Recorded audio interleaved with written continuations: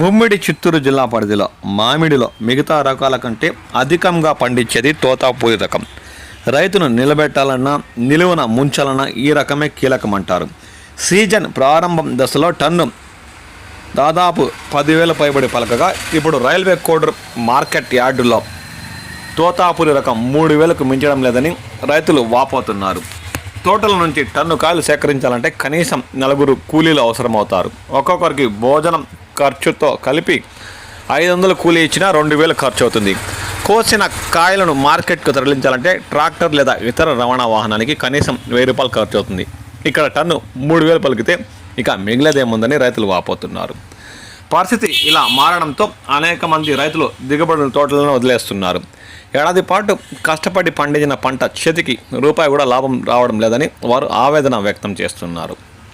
గత ఏడాది కూడా ఇదే పరిస్థితి ఎదురైందని, ఈ ఏడాది కూడా ఇలాగే ఉందని వారు వాపోతున్నారు. ఈ పరిస్థితిపై కలెక్టర్లు, ఉద్యాన శాఖ అధికారులు వ్యాపారస్తులని పరిశీలించి ప్రభుత్వానికి నివేదికలు పంపించారు. వెంటనే స్పందించిన కూటమి ప్రభుత్వం టన్నుకు 4,000 మద్దతు ధర ప్రకటించిన విషయం కూడా తెలిసిందే. దీంతో రైతుకు ఒక టన్నుపై వ్యాపారులు ఇచ్చే 2-3 వేలతో పాటు ప్రభుత్వ సాయంతో కొంత మేరకు ఊరట కలుగుతుంది. అయినా రైతులకు ఖర్చులు పోను మిగిలేది పెద్దగా ఏమీ లేదని అందరి మాట.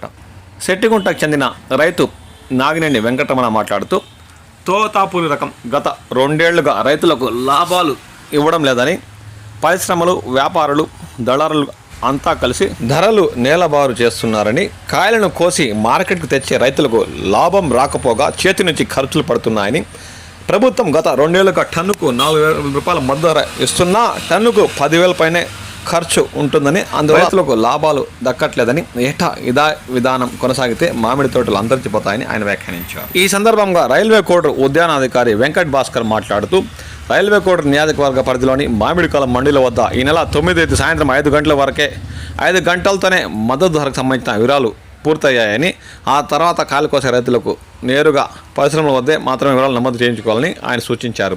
జిల్లా అధికారుల ఆదేశాల మేరకు ఈ నిర్ణయం తీసుకున్నట్టు ఆయన పేర్కొన్నారు. ఇప్పటి వరకు నమోదైన పూర్తి సమాచారం ప్రభుత్వానికి అందజేస్తామని ఈ సందర్భంగా ఆయన వ్యాఖ్యానించారు.